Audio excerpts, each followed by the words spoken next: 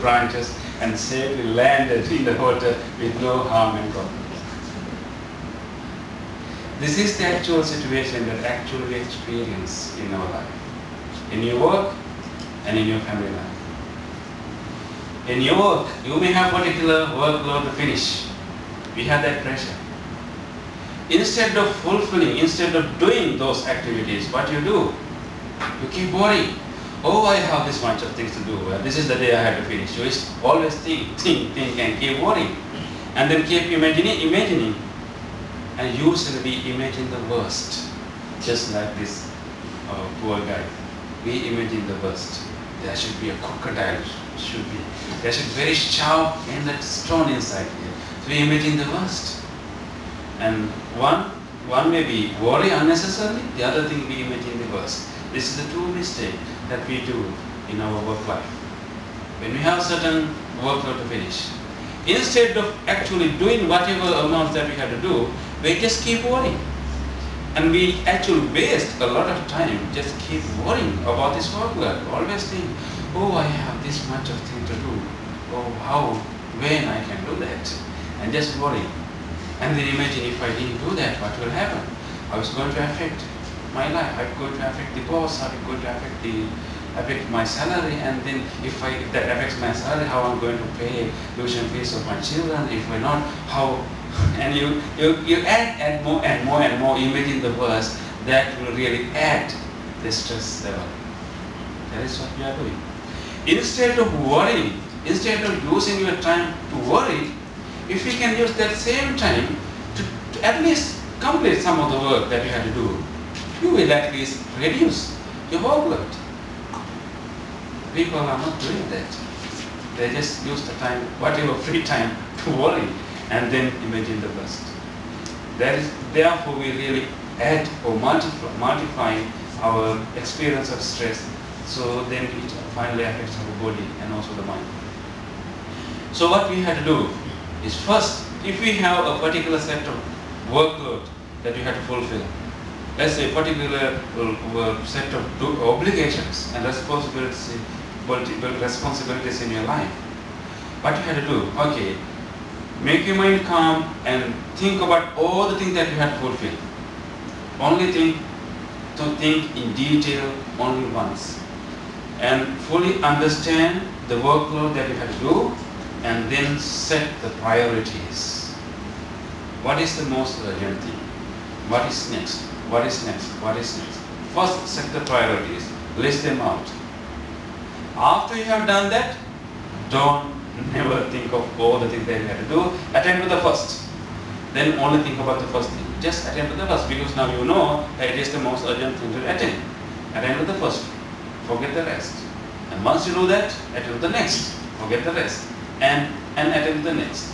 So when you attend something with your full engagement, your open mind, you can actually do an efficient job there and finish your work more quickly than the time you really needed for that. Because you don't have the baggage, the worrying part in you, then you have more capacity and strength to work on that.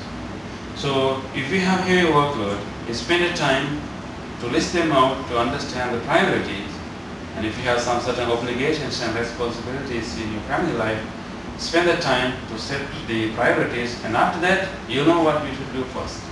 When you do the first, fully engage in that, don't think about other things. And then you'll be able to give your all of you that job and finish very quickly, and then you can achieve your goal. That is to become diligent.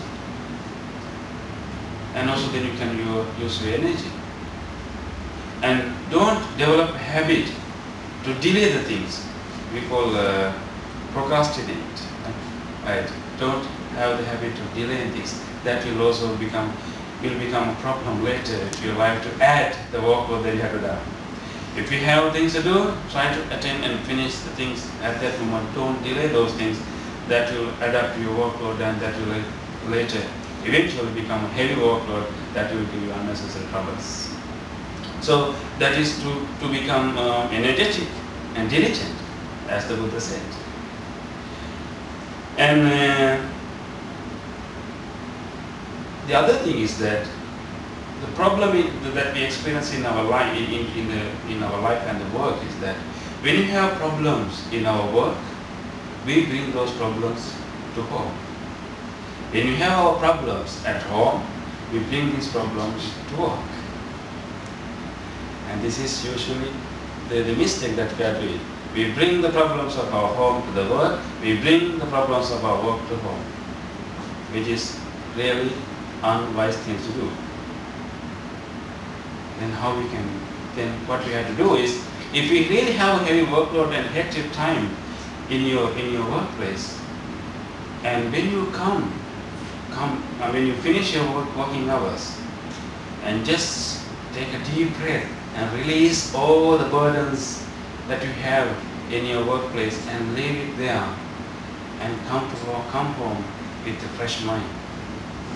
If you don't do that, what will happen? You use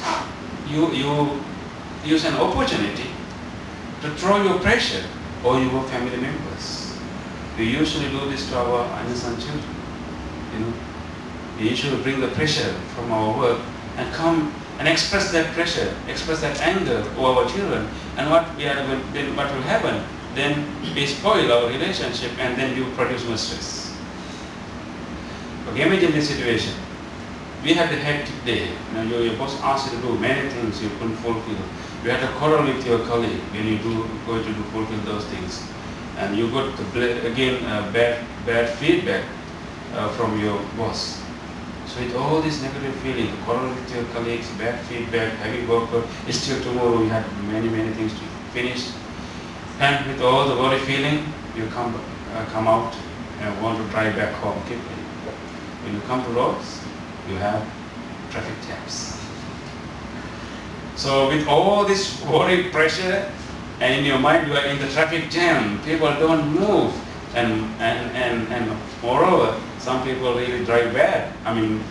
They try to overtake you, and sometimes they have make the wrong turn, and just you have to wait behind him until he move himself.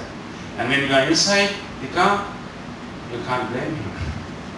Maybe you will blame him to your own, but still, there's no way to express your anger. You just keep for yourself. In a workplace, there's no way that you can blame your boss. Right? You'll get fired, so you just keep for yourself.